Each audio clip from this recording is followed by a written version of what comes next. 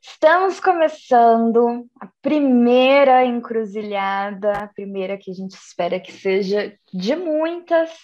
Encruzilhada que é esse espaço de.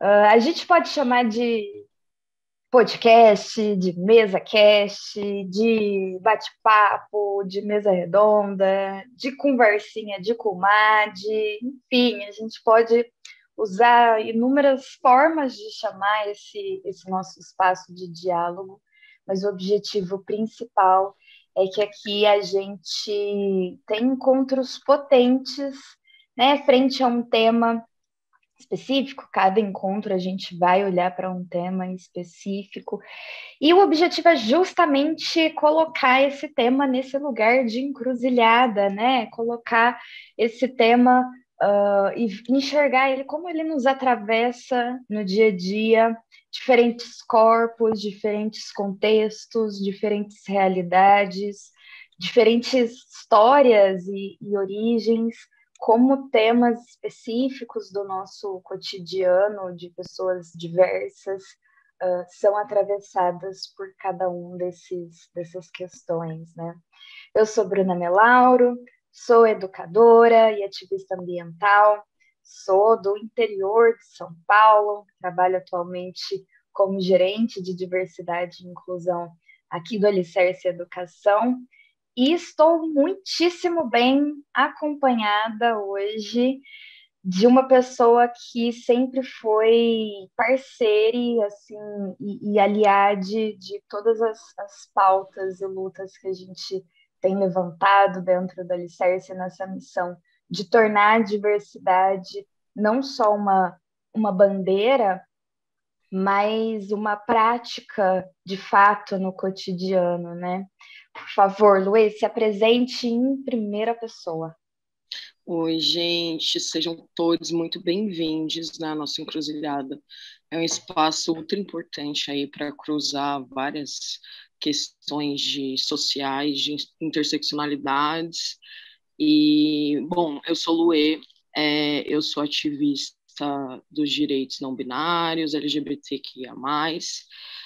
Eu também sou educadora e também atuo aqui no Alicerce como analista de diversidade, cuidando do núcleo Pajubá. E espero que essa conversa seja muito legal, o melhor possível, que vocês consigam tirar algum conteúdo massa para a vida de vocês também. Bom, tema da nossa conversa de hoje, considerando que teremos outros temas, teremos futuramente também outros convidados, convidadas e convidades, mas hoje a gente está querendo focar em relações profissionais, né? O objetivo da nossa conversa de hoje é falar sobre mercado de trabalho. A gente vai falar sobre corpos dissidentes em espaços de disputa no mercado de trabalho. E aí, veja, eu acho importante começar destacando que não foi sem querer o uso dessa expressão disputa, não foi, pelo contrário, foi bastante intencional e foi bastante calculado, milimetricamente calculado o uso dessa expressão disputa. Primeiro porque o mercado de trabalho pressupõe essa relação de disputa por si só, né? O mercado de trabalho pressupõe uma concorrência, essa coisa ainda mais nesse 2022, né? Com desemprego em níveis alarmantes e esse exército de reserva que se forma, né? As empresas sempre partem do pressuposto de que o funcionário é facilmente substituível, o funcionário é facilmente trocado por outro, porque tem muita gente querendo trabalhar, então se aquele colaborador não está disposto a se submeter às condições, muitas vezes desumanas, que a empresa está oferecendo, com certeza vai ter outra pessoa com necessidades urgentes, né? Todo mundo precisando pagar conta, que vai se dispor a se submeter a essas condições.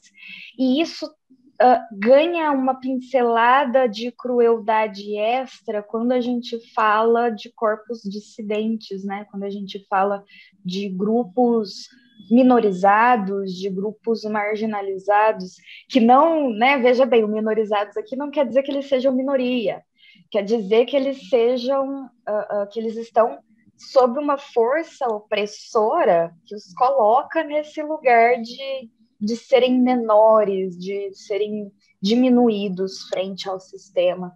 E esses corpos, quando eles ocupam esses espaços, acaba sendo uma necessidade de disputar entre si também, que é uma coisa muito perversa desse sistema que a gente vive, né? Porque não tem espaço para todo mundo. Claramente não tem espaço para todo mundo. Então, é preciso que alguém esteja com menos, é preciso que alguém esteja em desvantagem. Esse sistema pressupõe a desigualdade, né? Ele depende da desigualdade.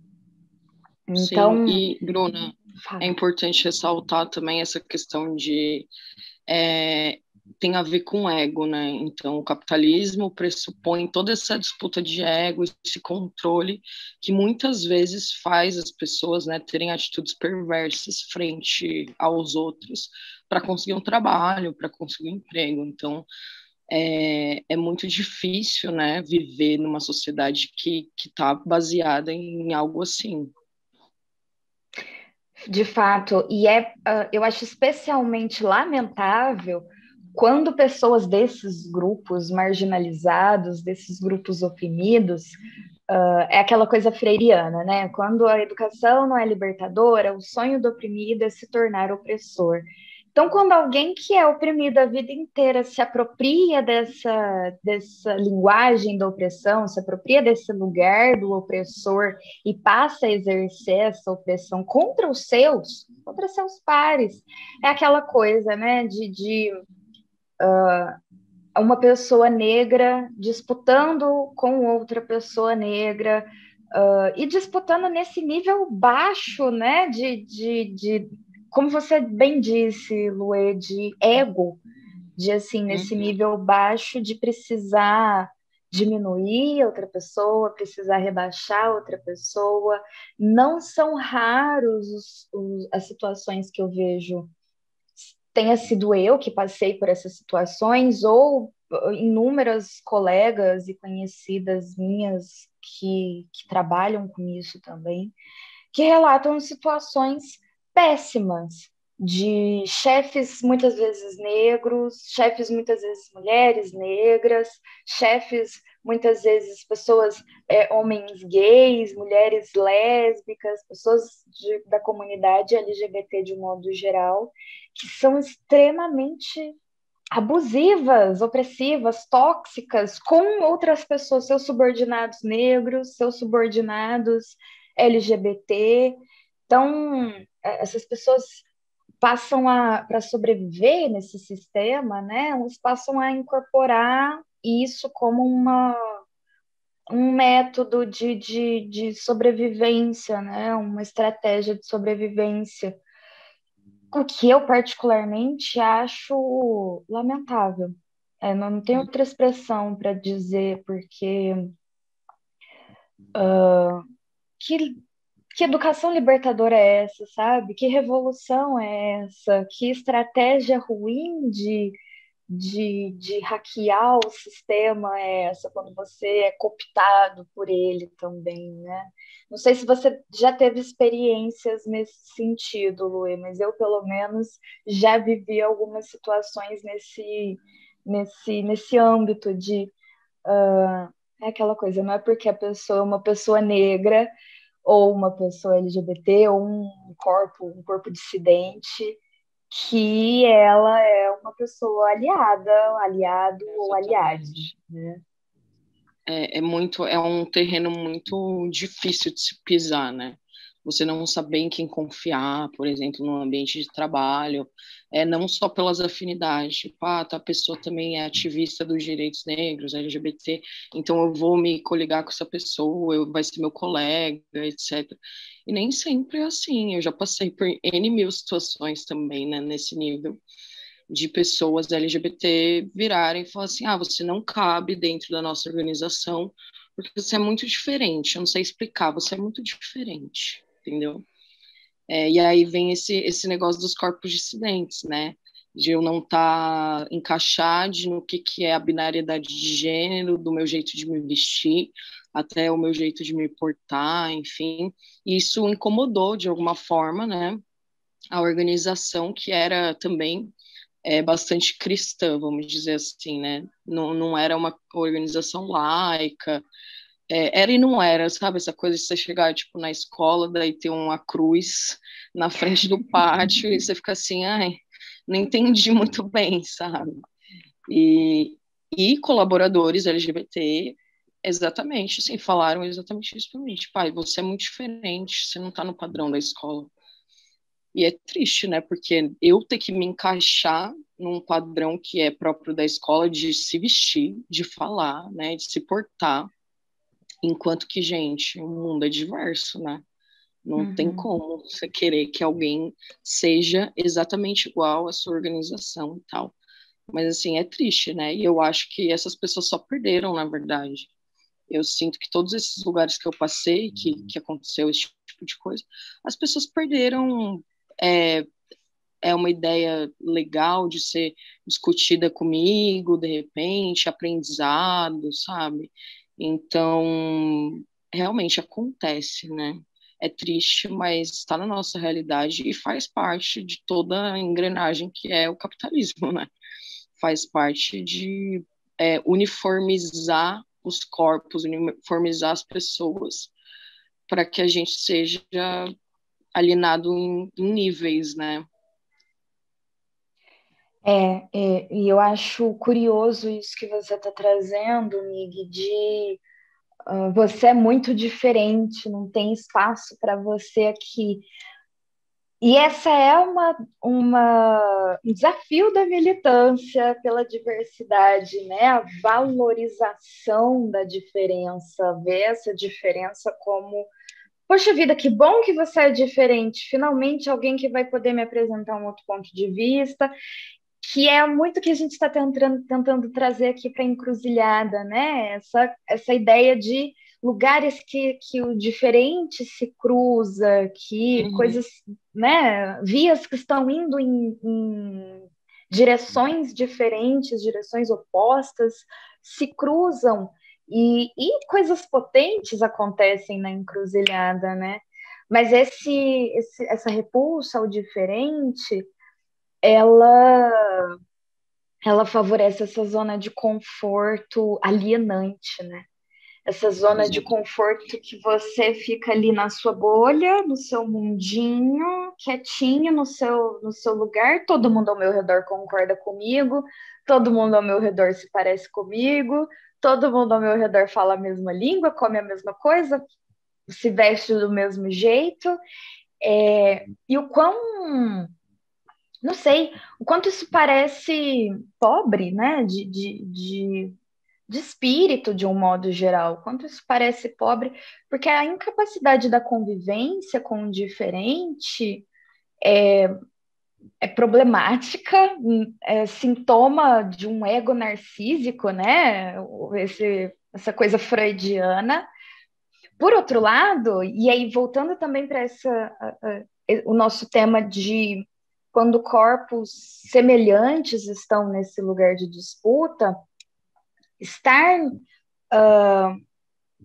junto a corpos semelhantes, né, junto a corpos que parecem consigo, seja ele um corpo dissidente ou não, ele isso estimula uma necessidade de se diferenciar.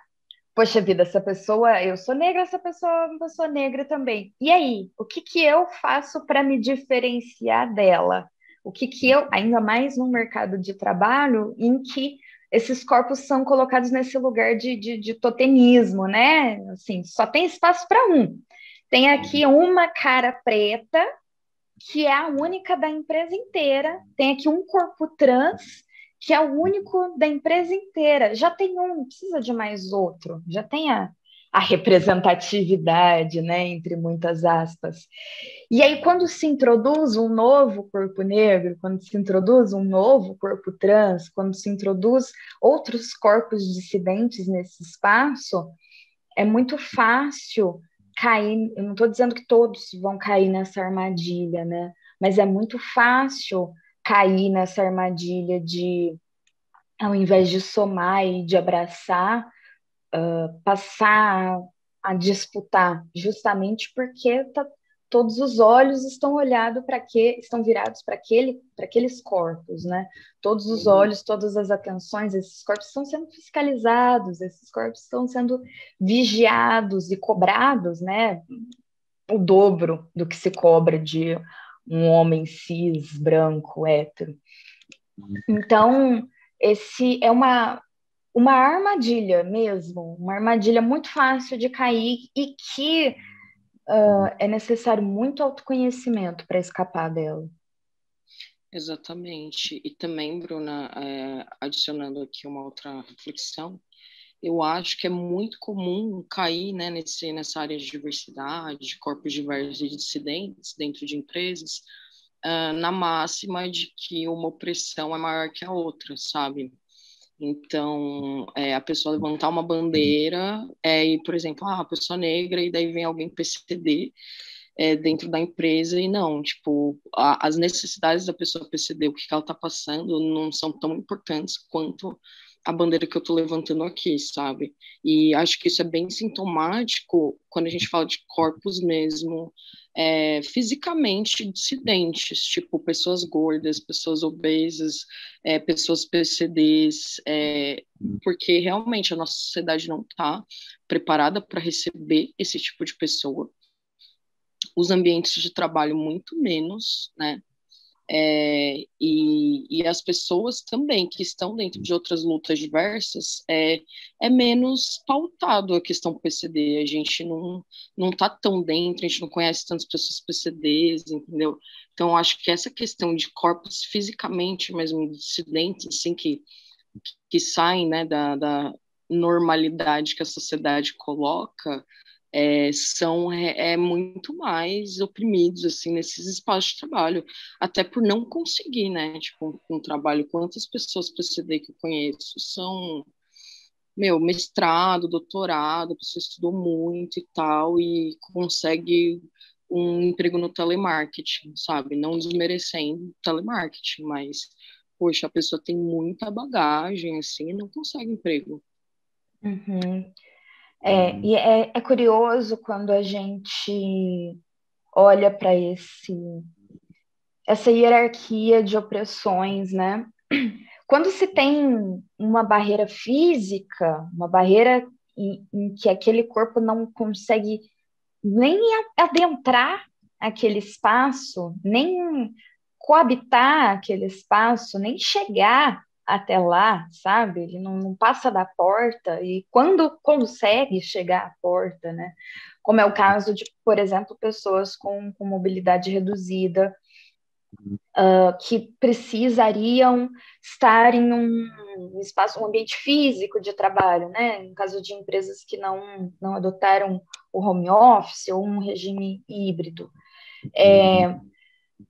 Existe ainda mais a necessidade de que a empresa se adapte para a chegada, a recepção, e se adapte materialmente para a recepção desse corpo, né?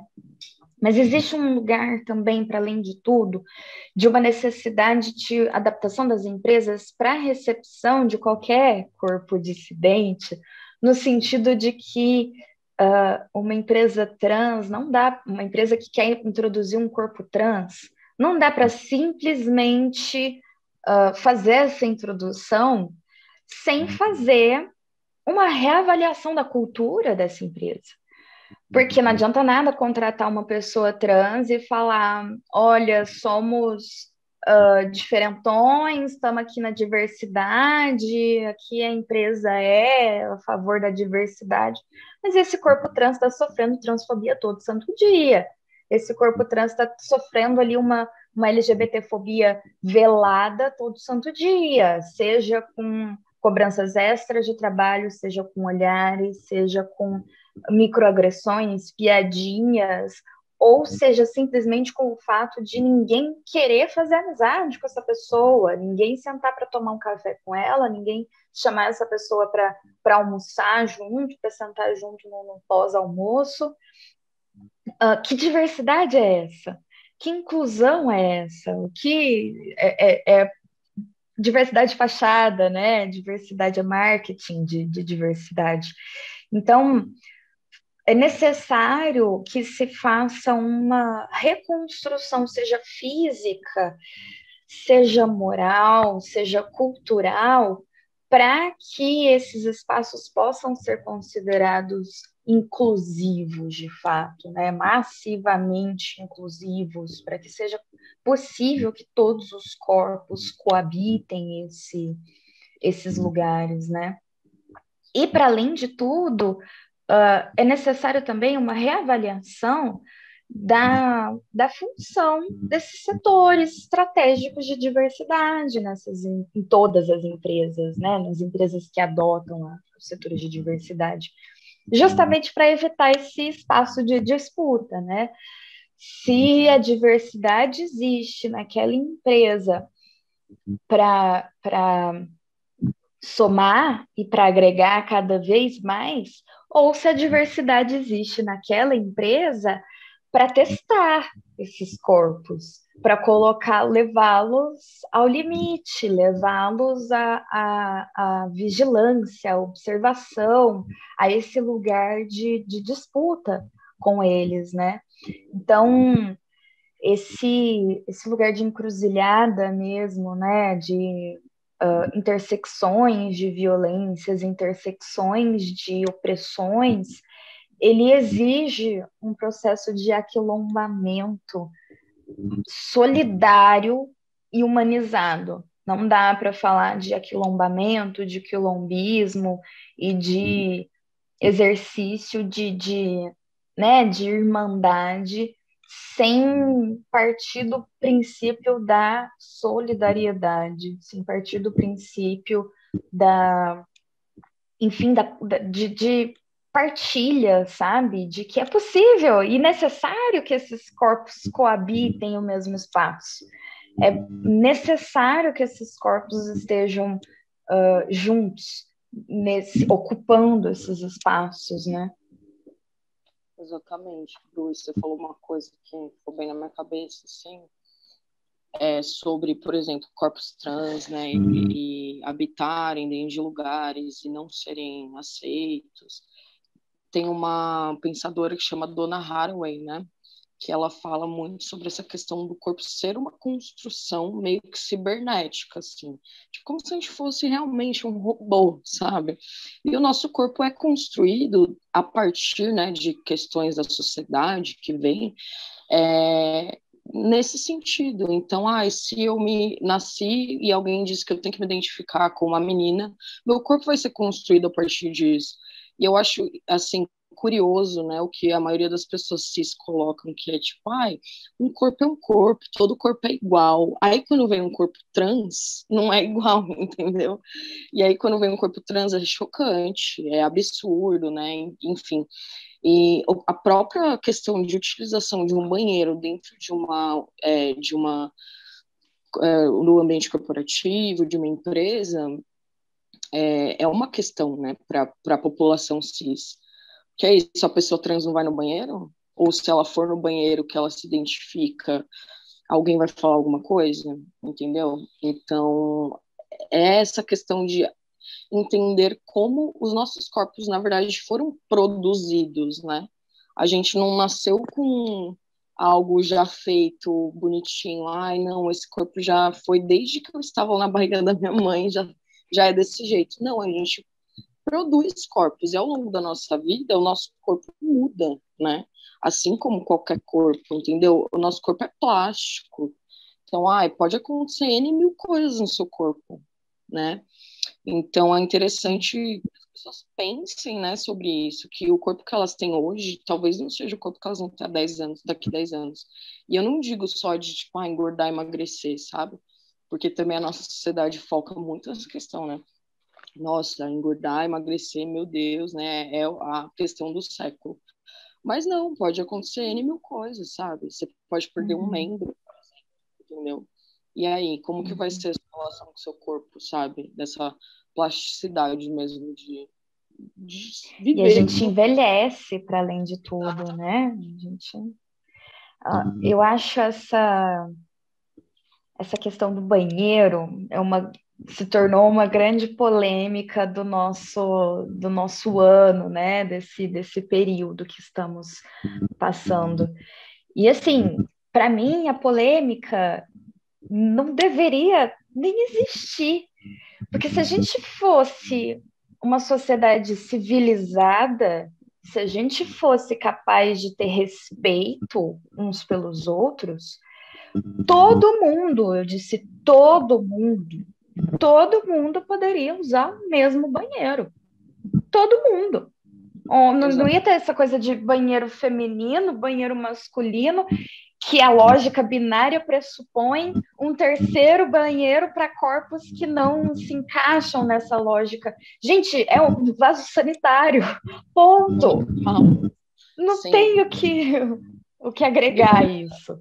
Muitas mulheres cis, tipo, colocam o fato de que, meu Deus, pessoas trans vão entrar no banheiro e vão abusar, ou vai ter algum tipo de violência sexual. Assim, eu tenho dito, Bruna, que a maior porcentagem de violência sexual acontece a partir de caras cis.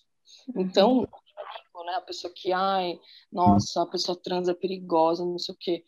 O inimigo real tá, tipo, dentro da sua casa, sabe? Às vezes é seu tio, é seu pai, e é o que acontece se a gente pegar os dados, sabe? Só que é isso, as pessoas não se atêm aos dados, se atêm realmente a, nossa, o corpo trans é meio monstruoso, né? Tipo, poxa, como uma mulher que tem um pênis, ou um cara que tem uma vagina, que é absurdo, né? E, querendo ou não, é só um órgão, entendeu? É só algo, tipo, que você usa ou para reproduzir ou para fazer xixi, entendeu? Acabou.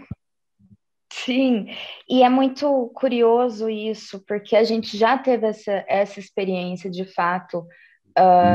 Um shopping, acho que de Santo André, eu não vou lembrar o nome do shopping, mas que eles tinham feito uma experiência de colocar um banheiro agênero, um banheiro sem gênero, um banheiro na tentativa que fugisse dessa lógica binária de gênero. E eles precisaram fechar o banheiro porque era altíssima a quantidade de casais heterocis que usavam o banheiro para ter relações sexuais. Então, assim, o problema definitivo, uma mulher trans que entra no banheiro feminino, ela não entra para mostrar o seu pênis para as outras mulheres. Ela entra para retocar o batom dela, ela entra para fazer as necessidades dela, ela entra para olhar no espelho, ajeitar o look, dar uma penteadinha no cabelo e continuar as comprinhas da gata tranquilamente. Então, parte-se do princípio de que esses corpos dissidentes são ameaça, né? Porque o diferente é ameaçador. O diferente coloca a sua certeza em xeque, coloca a sua certeza sob questão. Então, volto ao ponto, né, de quando esses corpos entram em espaço de disputa. O diferente, ainda que se pareça contigo, ele é diferente. E aí, é aquela coisa que eu já vi em inúmeras, principalmente nas disputas, nas discussões sobre colorismo. Já vi a rodo dentro do movimento negro. Mas você nunca sofreu tal coisa da polícia. Mas eu sofri não sei o quê. Mas eu passei por XPTO. E aí vira uma disputa de quem foi mais violentado. Se torna uma disputa de quem é mais oprimido. Se torna... Que avanço a gente tem nesse debate? Que avanço a gente tem quando o grande mote da discussão é quem sofreu mais, quem passou por mais racismo, quem passou por mais transfobia. Ah, mas você é uma mulher trans que nunca precisou se prostituir, então você não tem lugar de fala aqui nesse. E aí?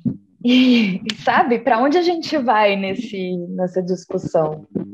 Eu acho que é bem perverso esse tipo de comparação, assim, porque o sistema já compara, né, vários corpos a todo momento.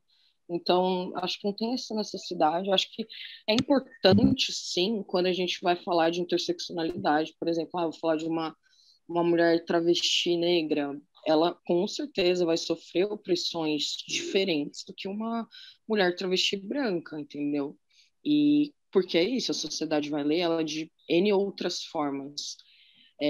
Acho que nesse sentido é um adicional, é legal a gente pensar, né, nessas interseccionalidades e como coisas afetam as pessoas de maneiras diferentes, mas assim, não como se fosse uma corrida quem chega primeiro, sabe? Eu, não tem sentido, né? Quem chega primeiro na corrida da violência, né? Quem passou por mais opressões. Mas a questão, no final das contas, é um convite para esse estado de vigilância, de autopercepção.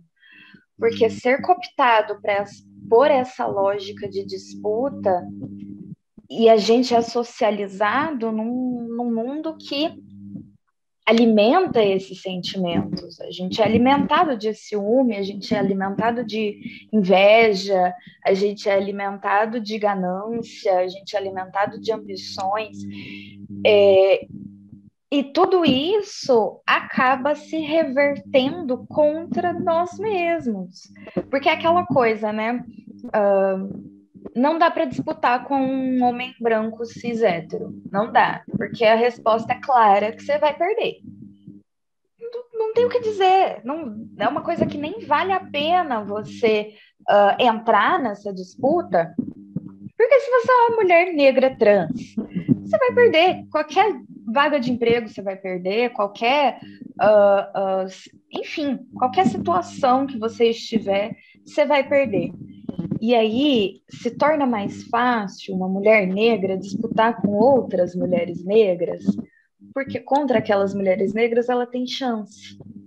Ela se parece tanto que qualquer diferencial que ela tiver, bom, é a chance de eu ganhar ali. E aí a gente se esquece quem é o verdadeiro inimigo, né? A gente se esquece que a gente está disputando tanto aqui entre si, enquanto isso tem um homem negro, um homem branco lucrando. Enquanto isso, tem um homem branco ganhando muito dinheiro, ganhando tempo, ganhando qualidade de vida, ganhando satisfação, ganhando tempo com seus filhos, com seus amigos, ganhando, saindo em vantagem, enquanto a gente está aqui do outro lado se digladiando, vendo quem tem mais lugar de fala, quem tem quem sofreu mais, quem tem mais poder para exercer entre os seus, porque esse lugar, acessar esse lugar de poder é perigoso, porque o poder é prazeroso, porque o poder para se reverter em benefício pessoal é um passo, um estalar de dedos, é muito fácil você ser cooptada por essa armadilha de ao invés de acessar esse espaço de poder para puxar mais pessoas para esse espaço, trazer mais dos seus e tornar esse espaço mais justo, você se apropria dele para si e passa a usá-lo para alimentar aquele ego narcísico que a gente foi ensinado a ter a vida inteira, né? É necessário essa postura de vigilância para que a gente não caia nessa armadilha. Sim. E essa questão que você falou, Bru, de reivindicar mesmo espaços, né, tem muito a ver com colocar o nosso corpo em cada espaço.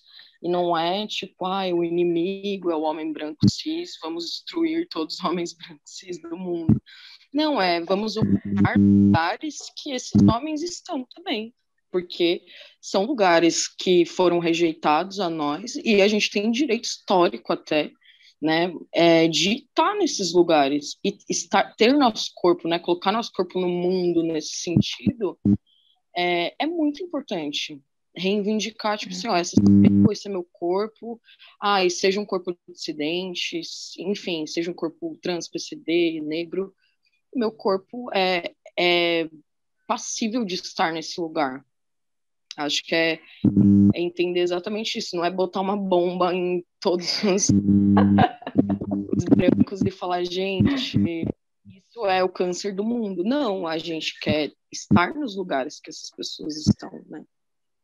Sim, e entender também que quanto mais corpos parecidos com o seu ocupar esses lugares, mais consolidado vai estar o seu poder, mais garantido vai estar o seu poder, porque acessar um lugar de poder solitário, ser a única pessoa, a única mulher negra num espaço de poder, seja na liderança de uma empresa, seja num cargo político, seja no espaço que for, ser a única mulher negra ali é um peso a se carregar, é uma responsabilidade, e essa mulher, ela não consegue descansar, ela não consegue ter paz, ela não consegue fazer mais nada da vida. Total, além de ser muito perigoso, né? Tipo o vídeo de Marielle. Exatamente. Na política é perigoso. Exato. Então, ter mais mulheres negras para dividir esse espaço de poder, divide a responsabilidade e facilita o autocuidado, facilita a autopreservação, que é um poder. Porque isso é um privilégio. Os homens brancos, cis e hétero que estão nesses espaços de poder, desde que a gente se entende por gente, eles se cuidam, eles, né, terapia em dia, fazem lá seus exercícios, então tem um tempo de descanso, tiram férias. Habitar esse espaço de poder, sendo um corpo dissidente, o único corpo dissidente dali, torna tudo mais desgastante, mais exaustivo e mais problemático, porque se você vira as costas, amanhã você não tem mais aquele lugar de poder garantido. E a questão é, você vai precisar ficar ali para sempre, porque quando você sair, não vai ter ninguém para te representar. Quando você sair, não vai ter ninguém que permita que você descanse, porque não, eu tô aqui olhando por ti. Eu sei o que é ser a pessoa que você é e eu vou cuidar desse espaço com carinho e atenção, olhando por ti. Então, essa coisa de corpos dissidentes em disputa é literalmente uma armadilha para nos enfraquecer e para nos diminuir mesmo, para facilitar que nos dominem, né? Facilitar que nos oprimam. Quando a gente é muito mais fácil. É aquela metáfora do capitão do mato, né? Do jagunço, do capanga. O senhor de escravo, ele não vai se dar o trabalho, né, usando a metáfora de um homem branco, ele não vai se dar o trabalho de se embrenhar no mato para buscar ali o seu escravizado, um corpo negro em situação de escravidão, que fugiu do cativeiro. Ele vai botar um outro preto, um outro corpo negro para se dar esse trabalho enquanto ele está em casa, cuidando de coisas mais relevantes, sabe? Que seja fumar o seu charuto, tomar um bom drink, dormir bem e fazer negócios. Então, é necessário que a gente, que esses corpos dissidentes se auto-percebam quando cooptados por esse lugar. quando cooptados por essa lógica de será que eu não estou reproduzindo com essa pessoa que é meu par exatamente o que aquela pessoa que tanto me machucou fez, que aquela outra pessoa que tanto me oprimiu e que tanto foi tão tóxica e abusiva, eu não estou fazendo igual a ela? Sim, muito necessário a gente pensar sobre. Até no nosso ambiente de trabalho, assim, se olhar mesmo para o seu time, para os seus pares e entender, né? Quanto que isso, de repente, não está acontecendo. E eu ia falar também sobre essa questão de autocuidado, né? A maioria das pessoas que são privilegiadas não se tocam, né? Não tem esse momento de reflexão, de entender que autocuidado, cuidado com o corpo é um privilégio, né? Tem gente que acha que não, todo mundo pode ir no médico quantas vezes quiser, né? Tipo, sei lá, cuidar de si, cuidar, por exemplo, a pessoa quer fazer um cabelo diferente, quer cortar o cabelo. Gente, isso é dinheiro investido. Tudo que envolve autocuidado na nossa sociedade é dinheiro investido, sabe? Então, quem não tem um capital para fazer isso, não tem esse autocuidado, né? E a maioria dos grupos minorizados, como a Bruna bem falou, a gente desenvolve várias questões de saúde mental por N motivos, e estar com uma terapia em dia, por exemplo, nossa, é uma grande revolução, assim, sabe? Eu acho que esses pequenos autocuidados do dia a dia são grandes revoluções para diversos grupos, entendeu? Mas, enfim, é isso. Sim, esse esse cuidar de si talvez seja o primeiro ato revolucionário, né, que a gente tem que praticar no dia a dia, sendo corpos dissidentes, sendo corpos que ocupam esse lugar de opressão. Cuidar de si é o ponto de partida para conseguir dar conta de cuidar do outro. E aí, de novo, né, cuidar do outro é fundamental para que você tenha um ambiente sadio ao seu redor. Para que você. E ter um ambiente sadio ao seu redor é fundamental para você estar bem consigo. Então, eu acho que esse é um jeito bom da gente concluir essas reflexões, que é cuide de si, fique bem consigo mesmo, fique bem com quem você é, com a pessoa que você é, porque quem está bem consigo mesmo não precisa invejar o que é do outro, não precisa ter ciúme, não precisa ter ambição no que não te pertence. Quem está bem consigo mesmo sabe o que lhe cabe, sabe que espaço que ocupa no mundo, sabe o que veio fazer nesse mundo e está cuidando do que é teu. Acho que é um jeito, um recado importante da gente ter para concluir essa reflexão, que cuidar de si te impede, não necessariamente te impede, mas te faz entender que esse espaço de disputa com outros corpos semelhantes ao teu no espaço de trabalho é desnecessário. E é contraproducente no final das contas. É uma coisa assim que você não precisa disputar com seus pares, né, com seus semelhantes. Exatamente. Eu acho que é um ótimo jeito de finalizar aqui o que a gente está falando, de concluir, e lembrar que nossos corpos são apenas corpos. A gente é muito mais corpos, entendeu? As pessoas têm conteúdos diferentes, têm histórias de vida diferentes, e um corpo é um corpo, né? Eu acho que a gente tem que olhar cada vez mais para nosso corpo também como apenas um corpo, né? Fazer esse exercício, às vezes, de olhar para corpos pensando, nossa, é um corpo, né? Tem 2 braços, ou tem um braço, tem, enfim, uma cabeça. E entender que essa construção que nos foi dada, né? Ela machuca muitas vezes os nossos pares, né? O que você estava falando, Bruno. Ela machuca dentro do ambiente de trabalho, a gente comparar isso a todo momento, a gente comparar lugares que a gente chegou e o que outras pessoas não chegaram, entendeu? É porque é um processo, né? As pessoas estão no processo delas. Então é isso. Muito bom, excelentes reflexões para nosso primeiro encontro de encruzilhada. Eu agradeço a sua sempre bem-vinda parceria. Vamos trazer mais pessoas para somar a partir dos próximos encontros.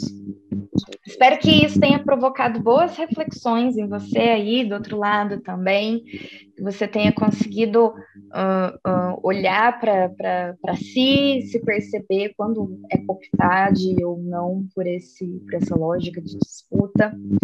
E nos encontramos em mais e novas encruzilhadas com outros temas tão relevantes quanto, tão necessários quanto e tão potentes quanto. Com certeza, foi um prazer, gente. Muito obrigada.